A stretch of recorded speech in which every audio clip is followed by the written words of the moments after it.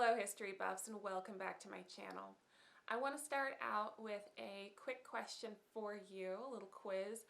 What exactly was it that Calvin Coolidge did that was so controversial? Or what were Woodrow Wilson's exact policies? How exactly did James Buchanan contribute to the Civil War? And why didn't we like John Adams? I'm willing to bet you had difficulty with at least one of these figures, and that's what I want to talk about in this video. The way that we remember flawed people, specifically when those flawed people have an outsized impact on the lives and well-being of the people that they are supposed to represent and advocate for. Everybody has flaws.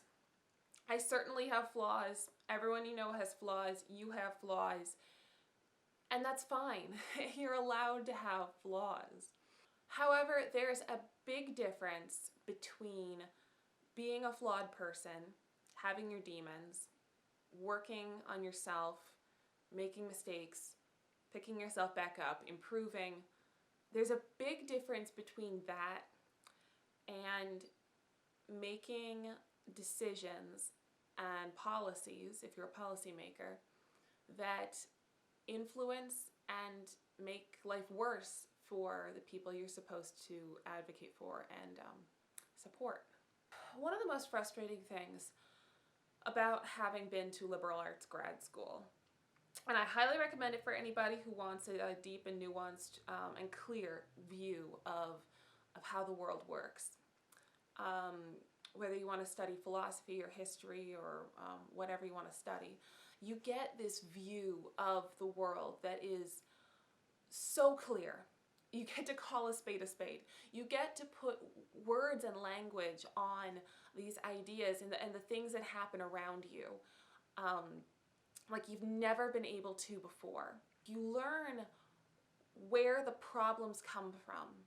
You learn to use vocabulary, that sometimes you need to use strong language in order to communicate what is happening around you. And you learn how to use that vocabulary appropriately. And that's all well and good while you're in liberal arts grad school. But what happens when you leave is that nobody wants to hear it.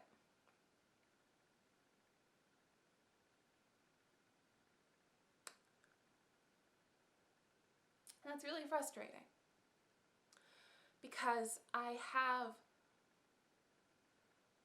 have the tools to talk theory.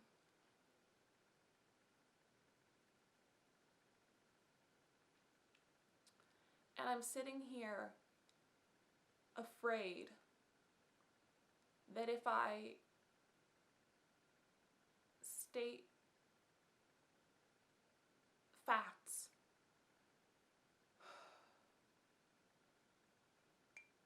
this will all blow up and I'll get in trouble. It's kind of funny, in a way. We're so afraid of facts, isn't it? I mean, think about this. I know what genocide is. I know what crimes against humanity are.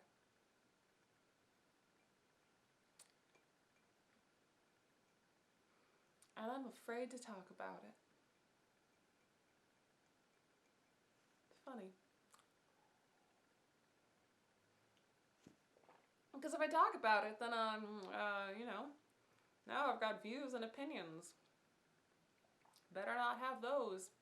How can you be a good conversationalist if you have thoughts? It's kind of funny. I spent years learning how to write an argumentative essay, to come up with a thought worth sharing, and then you write down those ideas, you support it, you learn how to articulate it, And it turns out that nobody actually cares. I'm learning so much these last couple of years out in the world that there's so much that's it's just posturing. Arguments are won and lost not by facts and logic and reason, but by bluster and confidence.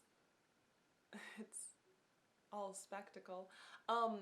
It's so interesting that we want the veneer of nonpartisanship and civility because it looks better. The optics are better, isn't it? We don't want to watch someone fight for their rights. We want to watch somebody be respectable enough that they're given to them. We want that kind of veneer.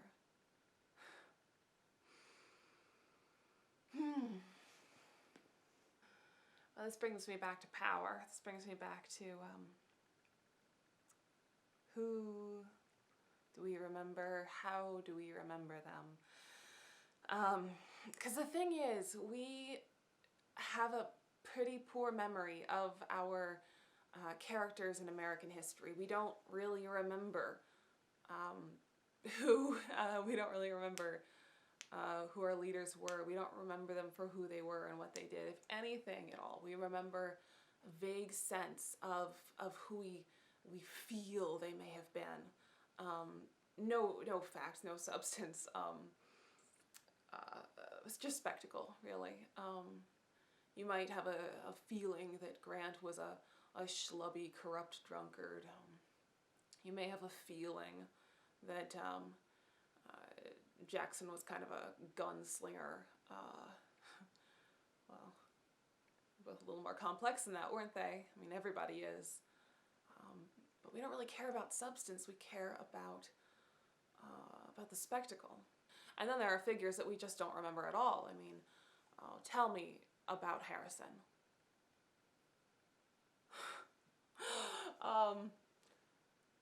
The thing is, we don't remember very well at all. And yet, as a consolation, I hear people say, we're going to remember these last few years. This is going to be the new World War II. This is going to be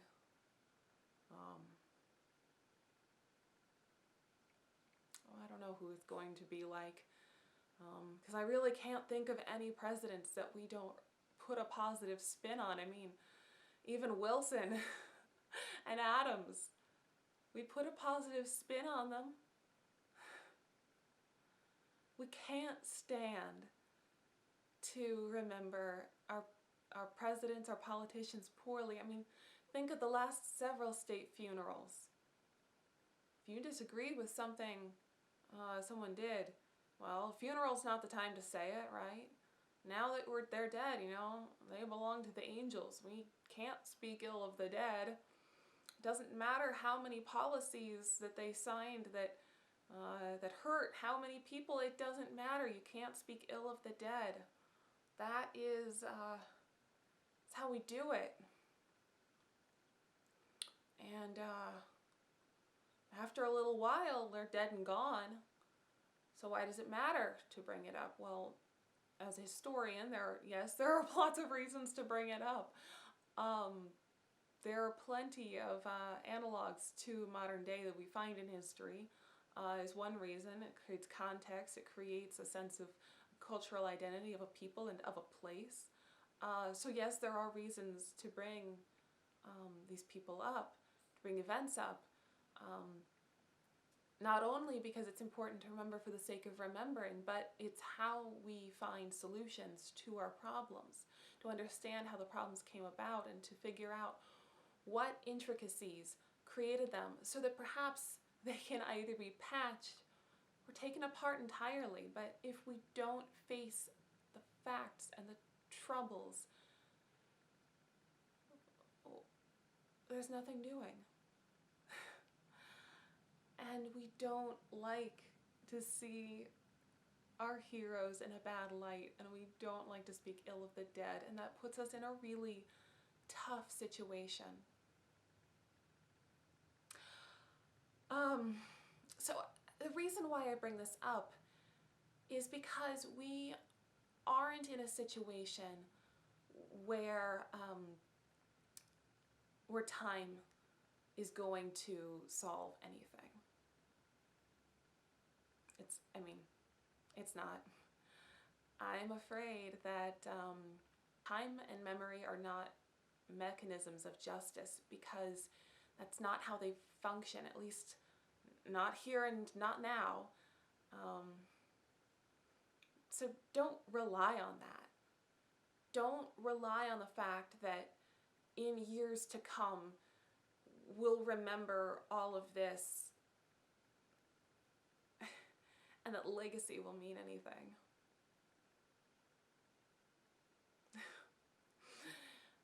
The last job I had before this one, I was having a conversation with my trainer, and I mentioned the Environmental Protection Act, and my trainer says, "You don't have to simp for Nixon."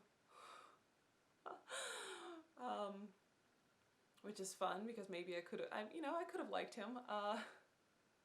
He didn't know that. But that's what we do. We find one or two things that we like about someone and we cling to them. We cling to those one or two things we like about someone, and we ignore all the rest, and we don't speak ill of the dead, and we let people's flaws fade, and we let public memory be rosy. And there are real problems with that. And so don't trust that things will get better on their own. The wheels of history don't work like that. Even if academic historians have, one thought or another, or documentarians will say something different, and pop history on the internet will say something entirely different. Public memory, politicians, everyone has a bias, everyone has a way they view history. And the fact of the matter is, we do not know how history is going to be remembered. Information might come to light in the future that does not match with the lived experience. And the lived experience will fade, and our memories will start to fail. People will die. And there will be a new generation who doesn't remember. And then there will be another new generation who doesn't remember. And then there will be no one left who remembers.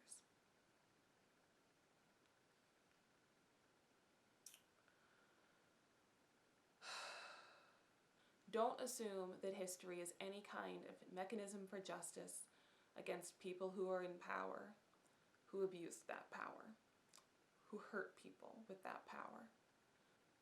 Because people will remember how they want to remember. And because we can't rely on history to be a mechanism for justice, I ask everyone to do what you can today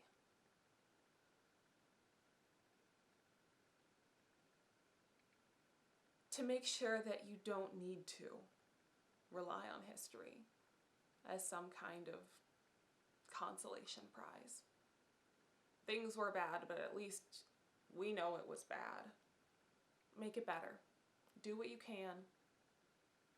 And this time of year, you can vote.